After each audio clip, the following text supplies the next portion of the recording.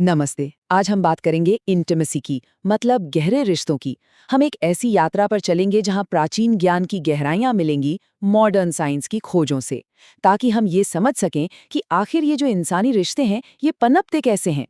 कभी ऐसा हुआ है कि मन तो चाहता है किसी के और करीब आने का, पर शरीर है कि पीछे खिंच जाता है ना अजीब। ऐसा लगता है जैसे जैसे शरीर का अपना ही एक दिमाग है जो दिल की सुन ही नहीं रहा।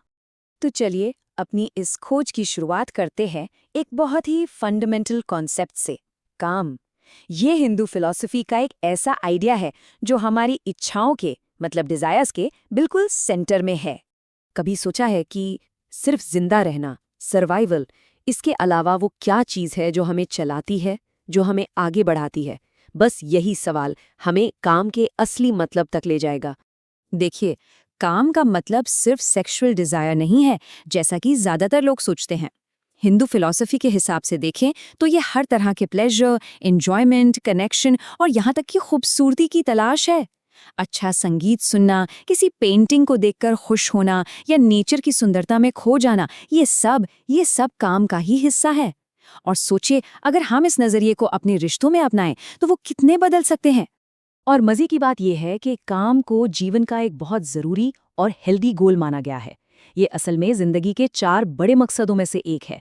बाकी 3 हैं: धर्म, मतलब एक सही जिंदगी जीना; अर्थ यानी मटेरियल प्रॉस्पेरिटी; और मोक्ष यानी लिबरेशन। तो इन सब के साथ काम को बैलेंस करना होता है।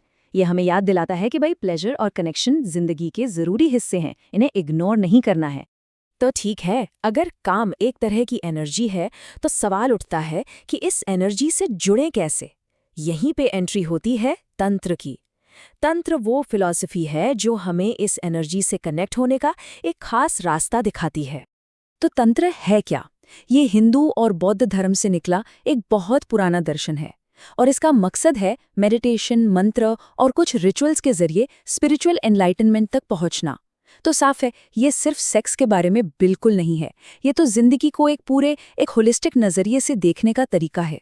यहाँ ना एक बहुत जरूरी फर्क समझना होगा। जो पुराना असली तंत्र था वो एक होलिस्टिक स्पिरिचुअल रास्ता था।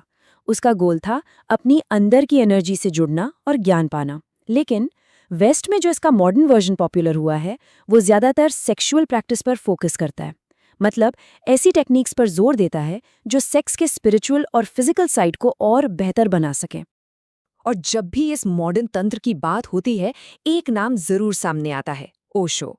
थोड़े कंट्रोवर्शियल तो थे, पर उनका सेंट्रल आइडिया यही था। वो कहते थे कि सेक्सुअल एनर्जी को एक हायर कॉन्शियसनेस में, एक ऊंची चेतना में बदला जा सकता है। उनकी एनालॉजी बहुत फेमस है, जैसे कीचड़ से कमल खिलता है, वैसे ही। अब देखिए, ओशो की टीचिंग्स को लेकर राय बहुत बंटी हुई है। एक तरफ जो लोग उन्हें सपोर्ट करते हैं, वो इसे एक लेजिटिमेट स्पिरिचुअल साइकोलॉजी मानते हैं। उनका कहना है कि ये दबी हुई सेक्सुअल इच्छाओं को आज़ाद करने और उसे स्पिरिचुअल एनर्जी में बदलने का एक ज़बरदस्त तरीका है। वहीं दूसरी तरफ जो लोग उन्हें क्रिटिसाइज करते हैं, वो इसके मिसयूज़, मैनिपुलेशन के खतरों की बात करते हैं। वो कहते हैं कि इससे सहमति यानी कंसेंट और पावर डायनामिक्स को लेकर बहुत गंभीर सवाल खड़े होते हैं। चलिए, अब तंत्र की इस बड़ी फिलॉसफी से थोड़ा जूम इन करते हैं। एक बहुत ही सिंपल पर जबरदस्त पावरफुल प्रैक्टिस पर आते हैं, जिसे कोई भी ट्राई कर सकता है। इसे कहते हैं आई गेजिंग, यानी आंखों में देखना। तो ये आई गेजिंग है क्या? कुछ नहीं, बस थोड़ी देर के लिए किसी की आंखों में देखने की एक सिंपल सी प्रैक्टिस है। और इसका मकसद बिना कुछ कहे, बिना शब्दों के, एक गहरा, एक एनर्जेटिक कनेक्शन बनाना। और सुनिए, ये सिर्फ कोई स्पिरिचुअल बात नहीं है। अब तो साइंस भी इसके फायदों को मानती है। स्टडीज बताती हैं कि जब हम देर तक किसी की आंखों में देखते हैं, तो हम दूसरों के इमोशंस को बेहतर समझ पाते हैं। प्यार और इंटीमेसी की फीलिंग्स और गहरी होती हैं, भरोसा बढ़ता है, और यहाँ तक कि मैं और तुम के बीच की जो दीवार है ना, वो भी धुंधली होने लगती है। एक वननेस वाली, एक जुड़ाव वाली फीलिंग पैदा होती है। और इसे ट्राई करना तो बहुत ही आसान है। बस अपने पार्टनर के सामने आराम से बैठ जाइए। शुरू में सिर्फ 30 सेकंड का टाइमर लगाइए और एक दूसरे की आंखों में देखिए। आराम से गहरी सांस लेते रहिए। हाँ, पलके झपका सकते हैं, कोई दिक्कत नहीं। और फिर जब कंफर्टेबल हो जाएं, तो धीरे धीरे इस टाइम को 10 से 20 मिनट तक बढ़ा सकते हैं। तो अब हम पहुंच रहे हैं इस पूरी बातचीत के सबसे गहरे हिस्से में, मॉडर्न न्यूरोसाइंस। अब हम ये समझेंगे कि ये जो पुरानी प्रैक्टिसेस हैं ये असल में काम करती क्यों हैं, इसके पीछे का साइंस क्या है।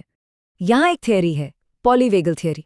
ये हमें बताती है कि कनेक्ट करने की हमारी जो कैपेसिटी है वो सीधे सीधे हमारे नर्वस सिस्टम पर डिपेंड करती है। आप इसे ऐसे समझिए कि हमारा नर्वस सिस्टम एक तरह का बॉडीगार्ड है जो 2400 घंटे हमारे आसपास के माहौल को स्कैन करता रहता है, ये देखने के लिए कि हम सेफ हैं या नहीं। तो जब हमारा नर्वस सिस्टम सेफ महसूस करता है तब हम होते हैं सेफ्टी जोन में। याद कीजिए वो पल जब किसी अच्छे दोस्त के साथ दिल खोलकर हंस रहे हों या किसी शांत शाम में अपने पार्टनर का हाथ पकड़कर बैठे हों। बस वही सुकून वाली जो फीलिंग है वही है सेफ्टी जोन। इसमें हमारी हार्ट रेट शांत रहती है, सांसें गहरी चलती हैं और यहीं पर असली इंटीमेसी मुमकिन होती है। लेकिन जैसे ही नर्वस सिस्टम को खतरा महसूस होता है वो तुरंत प्रोटेक्शन जोन में चला जाता है। ये वो फाइट या फ्लाइट वाला मोड है। सोचिए, जब पैसों को लेकर कोई बहस हो जाए या जब लगे कि कोई हमारी बात सुन ही नहीं रहा, तब कैसा महसूस होता है? दिल की धड़कन तेज हो जाती है, सांसें छोटी हो जाती हैं और शरीर लड़ने या भागने के लिए एकदम तैयार हो जाता है। और ऐसी हालत में क्या सच्चा कनेक्शन या प्लेजर महसूस करना फिजिकली मुमकिन है? बिल्कुल नहीं। और एक तीसरा जोन भी है, जब लड़ना या भागना दोनों ही ऑप्शन ना हो तो nervous system shut down zone में चला जाता है। ये वो हालत है जब किसी बड़ी लड़ाई के बाद इंसान एकदम सुन्न पड़ जाता है, एकदम खाली। ऐसा लगता है जैसे अंदर कुछ महसूस ही नहीं हो रहा। और जानते हैं, अक्सर लोग इसे गलती से लो लिबिडो या इच्छा की कमी समझ लेते हैं, जबकि ये असल में एक बहुत गहरी प्रोटेक्शन की प्रतिक्रिया है। तो अब सवाल ये उठता है कि इस सारी जानकारी का हम करें क्या? इसे जानकर हम ज्यादा सेफ और गहरे रिश्ते बना कैसे सकते हैं? चलिए अब प्रैक्टिस पर आते हैं। और यहीं पर सारी बातें आके जुड़ जाती हैं। काम की वो गहरी तलाश, तंत्र के जरिए कनेक्शन की वो कोशिश, ये सब तभी मुमकिन है जब हमारा नर्वस सिस्टम सेफ्टी जोन में हो। कमाल है ना, हजारों साल पुराना ज्ञान और आज की मॉडर्न साइंस दोनों एक ही सच की तरफ इशारा कर रहे हैं। तो सवाल है कि हम मिलकर ये सेफ्टी वाली फीलिंग कैसे पैदा करें? इसे को-रेगुलेशन कहते हैं, मतलब जब हम एक दूसरे के नर्वस सिस्टम को शांत करने में मदद करते हैं। इसके कुछ बहुत ही प्रैक्टिकल तरीके हैं। पहला, 20 मिनट का नियम, मतलब इंटीमेसी से पहले 20 मिनट कुछ शांत करने वाली एक्टिविटी करें।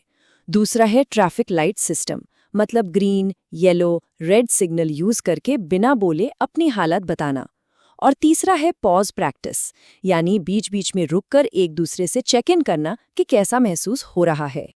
तो आखिर में ये पूरी बातचीत हमें एक बहुत ही पावरफुल सवाल के साथ छोड़ जाती है।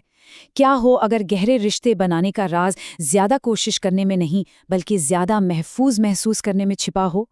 शायद असली काम मेहनत करना है ही नहीं, बल्कि एक ऐसा माहौल बनाना है, एक ऐसी जगह बनाना है जहां हमारे नर्वस सिस्टम को आराम मिल सके और वो खुद ब खुद नेचुरली एक दूसरे से जुड़ सकें।